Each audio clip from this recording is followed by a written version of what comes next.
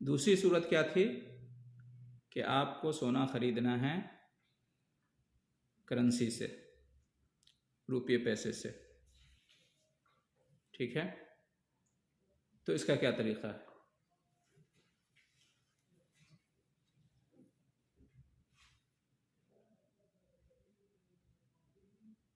तो कहते हैं कि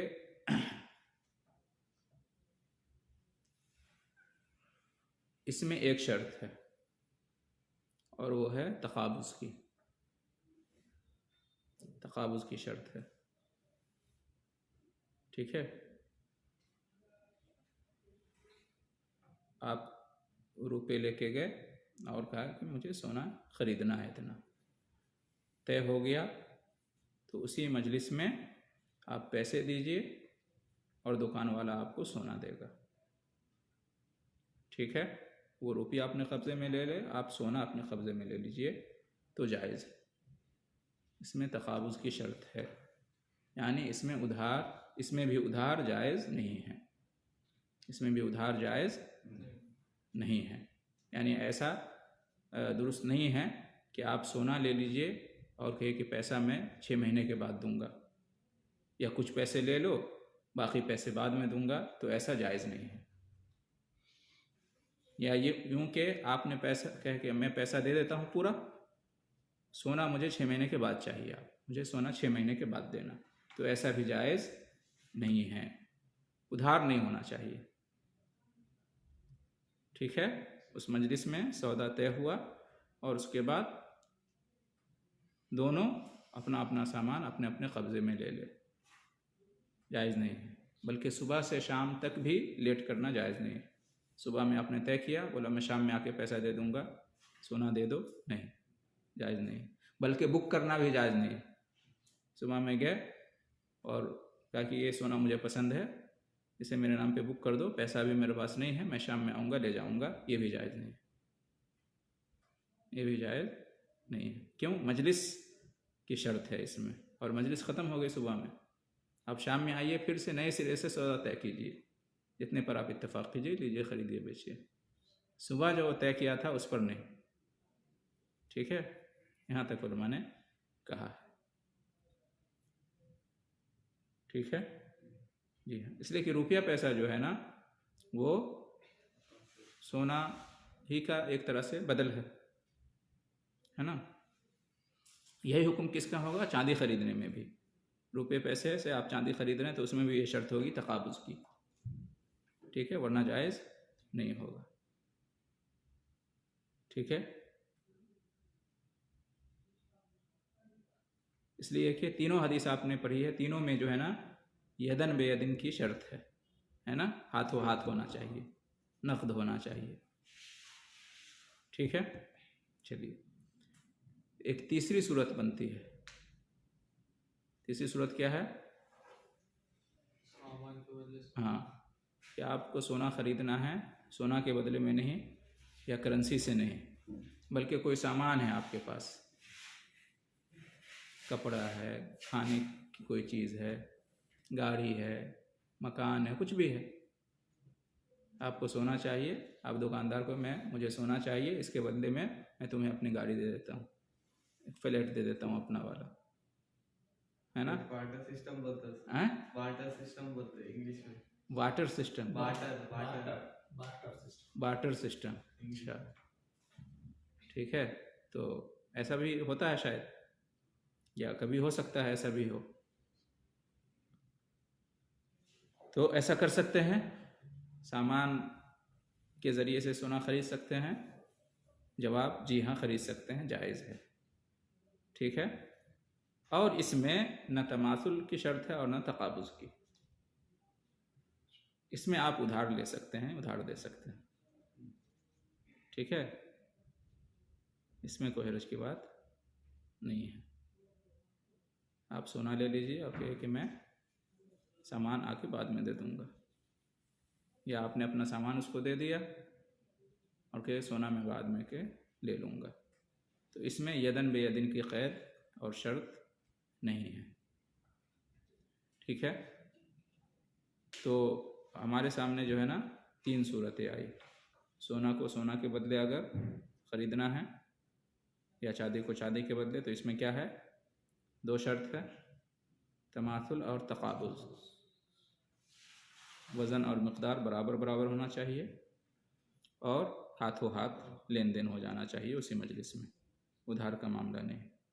दूसरी शर्त क्या है, दूसरी सूरत क्या है, करेंसी से, रुपये पैसे से सोना ख़रीदना है या चांदी ख़रीदना है, तो इसमें तमाथुल की शर्त नहीं है, इसमें सिर्फ तकाबुज़ की शर्त है, यानी यदन बे यदिन, हाथों हाथ नक़द होना चाहिए उसी मजलिस में, उधार इसमें भी नहीं चलेगा। ठीक है। और तीसरी सूरत जो है कि रुपये पैसे के अलावा किसी और सामान के ज़रिए आप ख़रीदना चाह रहे हैं, तो इसमें उधार जायज़ है, इसमें उधार जायज़ है, इसमें ये शर्त नहीं है कि उसी मजलिस में कब्ज़ा हो। ठीक है। और ये वही 3 हदीसें मैंने आपके सामने पेश की हैं, इस तरह की और भी बहुत सारी रिवायतें हैं, इस बुनियाद पर यह कहा गया है। ठीक है। हदीसें क्या है, फिर से सुन लीजिए। नबी सल्लल्लाहु अलैहि वसल्लम ने क्या इरशाद फरमाया कि अज़्ज़हबु बिज़्ज़हबि वल-फ़िज़्ज़तु बिल-फ़िज़्ज़ति वल-बुर्रु बिल-बुर्रि वश-शईरु बिश-शईरि वत-तम्रु बित-तम्रि वल-मिल्हु बिल-मिल्हि, क्या है, मिस्लन बिमिस्लिन यदन बियदिन फमन ज़ादा अव इज़्दादा फ़क़द अरबा अल-आख़िज़ु वल-मुअतियु फ़ीहि सवा। सही मुस्लिम की रिवायत है।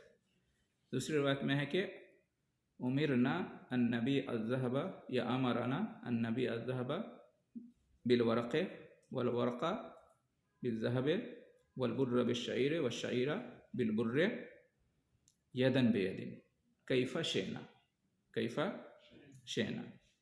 और तीसरी रिवायत क्या है, फ़इज़ा इख्तलफ़तिल अस्नाफ़ु, यानी ज़िक्र करने के बाद आखिर में फरमा रहे हैं अल्लाह के रसूल सल्लल्लाहु अलैहि वसल्लम, फ़इज़ा इख्तलफ़तिल हाज़िल अस्नाफ़ु फ़बीउ कैफ़ा शेतुम इज़ा काना यदन बेयदिन। ये सही अबू दाऊद की रिवायत है, पिछली सही नसाई की थी। तो पहली हदीस में यह है कि सोना को सोना के बदले, चांदी को चांदी के बदले, गंदम को गंदम के बदले, जौ को जौ के बदले, और खजूर को खजूर के बदले, और नमक को नमक के बदले अगर ख़रीदना बेचना है, एक्सचेंज करना है, तो क्या होना चाहिए, एक बराबर होना चाहिए दोनों, और हाथों हाथ होना चाहिए। ठीक है, वरना क्या है, सूद हो जाएगा। दूसरे हदीस में क्या है कि अगर सोना को चांदी के बदले या चांदी को सोना के बदले, गेहूं को जौ के बदले या जौ को गेहूं के बदले अगर ख़रीदो फरोख्त करना है, तो बस हाथों हाथ होना चाहिए। इसमें वज़न में या मकदार में कम ज़्यादा हो तो कोई हर्ज की बात नहीं है।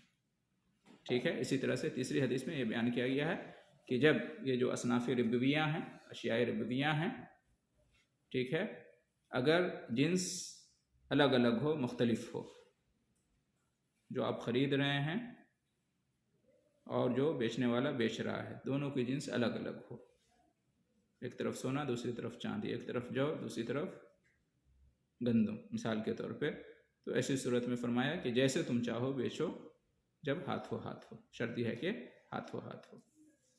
ठीक है जी। चलिए, ये हमारे सामने मसला हो गया।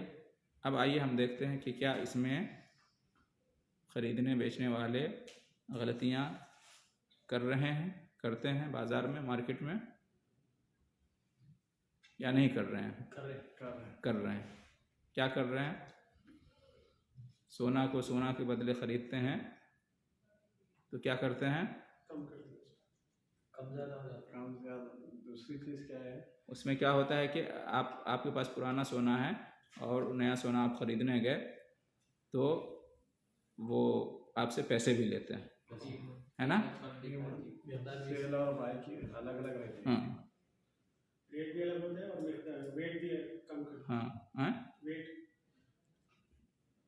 में भी कमी करते हैं और रेट में भी कमी करते हैं। जैसे मिसाल के तौर पर आपके पास 1 किलो सोना है लेकिन पुराना है, और आप उसके बदले में 1 किलो सोना ले रहे हैं, तो वो नहीं देगा, वो साथ में पैसा भी लेगा, तो ये जायज़ नहीं है, सूद है। मगर उसके बगैर चारा भी नहीं है शेख, नहीं तो भी लोग लेते नहीं, पहले लेते थे, अभी नहीं ले रहे। अगर आप सिर्फ सोना बेच के पैसा लेना चाह रहे हो, बोलेंगे कि एक्सचेंज करना है तो ठीक है, नहीं तो कहीं और बेच लो बोले, बहुत कम लोग लेते हैं। अगर हम उनको सोना दे देंगे तो पैसे- बहुत सारे लोग सोना ये करते हैं, इसलिए नहीं, इसलिए खरीदते हैं ताकि बाद में हम बेच दें। अभी एक्सचेंज कर रहे हैं शेफ वो लोग। हम लोग मक्का में लास्ट टाइम गए थे तो एक दुकान वाला लिया, लेकिन तकरीबन लोग ये बोल रहे थे तुमको खरीदना है क्या यहाँ पे, अगर है तो ठीक है, नहीं तो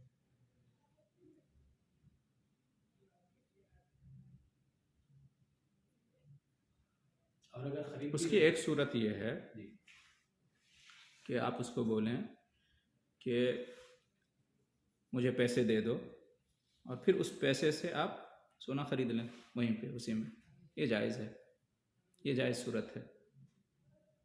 ठीक है, आपके पास सोना है, आप उसको कहिए कि मैं सोना तुमसे ख़रीदूँगा लेकिन इस सोने के बदले नहीं, बल्कि इस सोने को बेचकर जो रुपया मुझे होगा तुम दोगे उस रुपये से मैं सोना खरीदूँगा, तो ये जायज़ है। ये सही है शेख आपकी बात, लेकिन ये मसला मालूम नहीं था, उसमें तकाबुज नहीं हुआ, हम ऐसा किए हाँ मतलब अग्रीमेंट हुआ, पैसे तो नहीं दिया हाँ, हाथ में देना है। सोने खरीदने के बाद में माइनस किया, लेकिन तकाबुज की शर्त नहीं रही उसमें। नहीं, तकाबुल होना, तकाबुल होना। ठीक है, अच्छा। दूसरी गलती इसमें क्या होती है, एक तो ये दूसरी गलती उधार की होती है। अपने इंडिया वगैरह में उधार का मामला चलता है। हाँ, रहन रखे ना रखे वो उससे इसमें ये नहीं है, उधार का मामला होता है।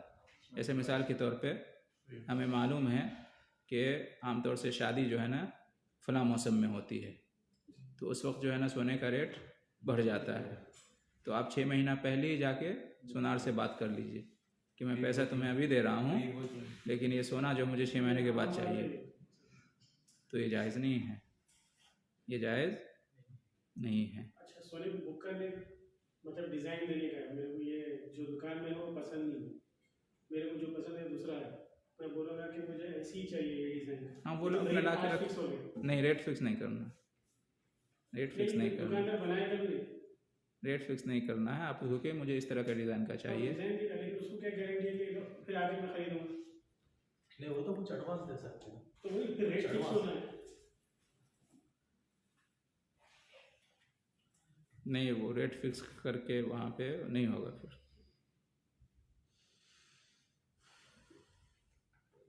तो ये गलती है। एक मिनट पहले हम गलतियों को देख लेते हैं।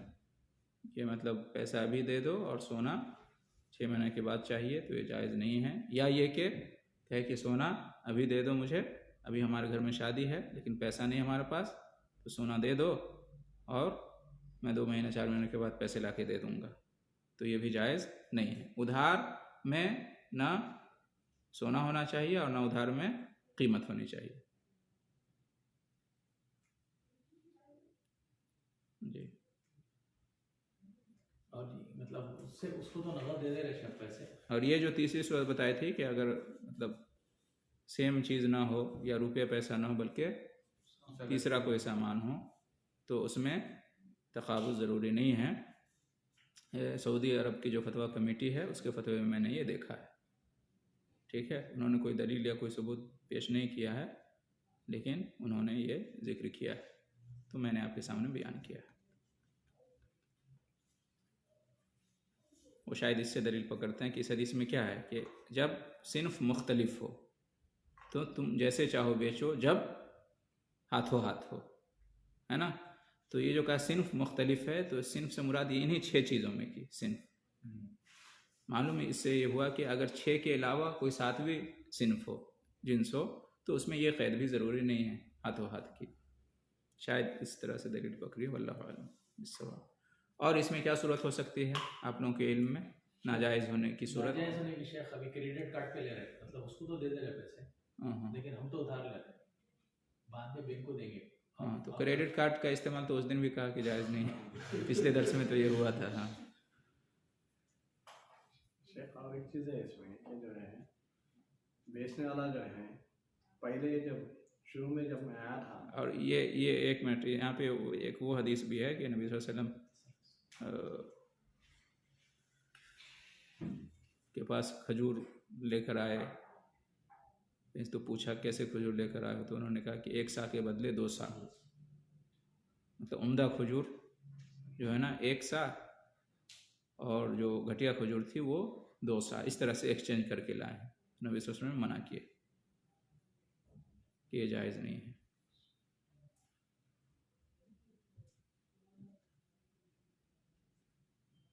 जी, और कोई सवाल? अल्लाह ताला हमें जो है ना सूद से बचाए, सूद की किसी भी सूरत से, चाहे वो रिबल नसिया हो या रिबल फ़ज़ल हो। अल्लाह ताला हम सबको बचने की तौफ़ीक़ अता फ़रमाए। जहाँ तक हो सके हमें बचने की कोशिश करनी चाहिए। ज़ाहिर सी बात है ये फितने का दौर है और मतलब ऐसा लगता है कि मतलब आजकल की जो ज़िंदगी, आजकल की जो मार्केट है, तो इसमें सूद से और इस तरह की चीज़ों से बचना बहुत मुश्किल है, यकीनन ऐसा लगता है। लेकिन यह है कि मोमिन जहाँ तक हो सके जो है ना वो इससे बचने की कोशिश करे। अगर बच सकता है तो हर हाल में बचना चाहिए। यही असल आजमाइश है ईमान की। ईमान की यही आजमाइश, इसलिए कि सूद बहुत बड़ा गुनाह है, मामूली गुनाह नहीं है।